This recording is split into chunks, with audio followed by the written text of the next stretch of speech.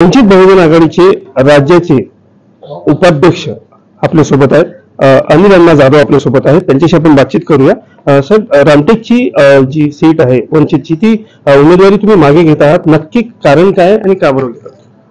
उमेदवारी मागे घेत नाही. आम्ही उमेदवारांचे पर्सनल विषय असल्यामुळे त्यांना लढण्यासाठी ताकद लागते. त्यांनी त्या मतदारसंघामध्ये आदरणीय प्रकाश आंबेडकर साहेब यांना दाखवायचं होतं की हे लोकसभा निवडून जायला पाहिजे. परंतु दोन उमेदवार हे आमचेच होते, वंचित बहुजन आघाडीचे दोन्ही उमेदवारांपैकी आता एका उमेदवाराने अपक्ष फॉर्म भरल्यामुळे थोडासा प्रॉब्लेम झाला आणि त्यांना त्या धसका बसला की बाबा आता मी एक उमेदवार असल्यानंतर ह्या मतांचा विस्तार होईल, ह्या मतांचा एक वेगळ्या पद्धतीने हे होणार आहे. त्यामुळे ह्या मताचा फायदा भारतीय जनता पार्टी काँग्रेस राष्ट्रवादी घेईन. त्यामुळं मी माझं स्वतःचं नियोजन, माझं वैयक्तिक विषयामुळं काही माझे प्रॉब्लेम असल्यामुळं मी या रिंगणातून बाहेर पडत आहे आणि म्हणून तर त्यांनी त्यांचा निर्णय घेतलेला आहे. परंतु निर्णय बाहेर घेत असताना सुद्धा एक पक्षाचं नेतृत्व म्हणून, एक जबाबदार नेतृत्व म्हणून मी रिंगणात जरी गेले असतील, पण संविधान वाचवण्यासाठी, संविधानाच्या लढ्यासाठी जो माणूस व्यक्ती उभा राहणार आहे त्याच्या पाठीशी आम्ही खंबीरपणे उभा राहू. आम्ही जरी पाठिंबा जरी काढला असेल तर पाठिंबा आम्ही अपक्ष उमेदवार देतो. तो उमेदवार आमचेच होते. त्याच्यानंतर आम्ही कुठली भारतीय जनता पार्टी, काँग्रेस राष्ट्रवादीला पाठिंबा दिलेला नाही.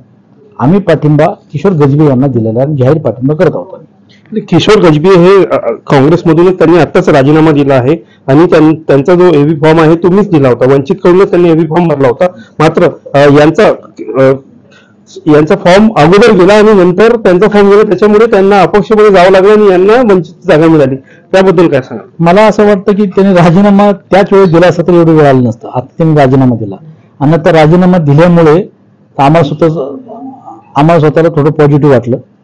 म्हणजे आता नेमकं योगायोग असं म्हणावं लागेल की उमेदवार त्यांनी त्यांची माघारी घेतली, आमच्या उमेदवारांनी माघारी घेतली आणि त्यांनी राजीनामा दिल्यामुळं अपक्ष उमेदवार ओरिजिनल झाल्यामुळे आम्ही त्यांना पाठिंबा देत आहोत. आता म्हणजे काँग्रेस म्हणून राजीनामा दिला म्हणून आता हे तुम्ही चेंजेस केले काय सांगाल? नाही, असं नाही म्हणता येणार.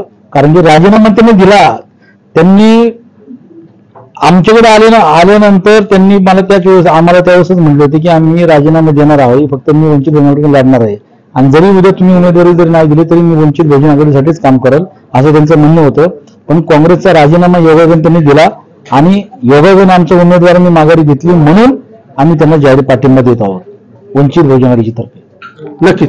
आपल्यासोबत रामटेक लोकसभा मतदारसंघाचे वंचितचे उमेदवार जे होते, म्हणजे आता सध्या आहेत, त्यांनी आताच त्यांनी आपला जे आहे उमेदवारी जी आहे ती मागे घेण्याचा निर्णय घेतलेला आहे. पत्रकार परिषदेमध्ये त्यांनी जाहीर केलेला आहे.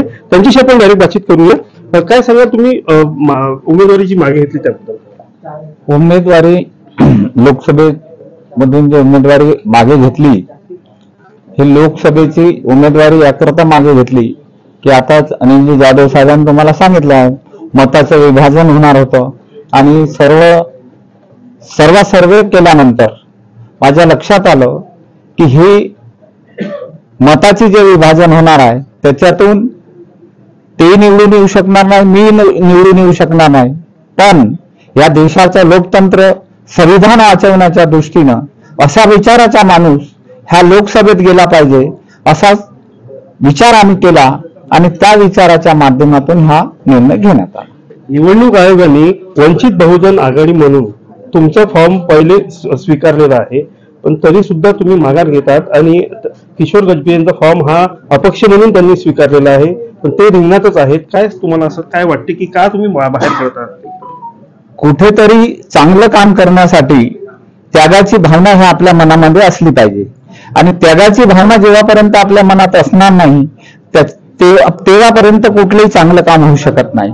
आणि म्हणून सर्वोपरी विचार करून मी हा विचार केला की खरंच या देशामध्ये लोकतंत्र आणि संविधान वाचलं पाहिजे, म्हणून एक उमेदवार आपल्या या विचाराचा ह्या लोकसभेत गेला पाहिजे, म्हणून मी हा निर्णय घेतलेला.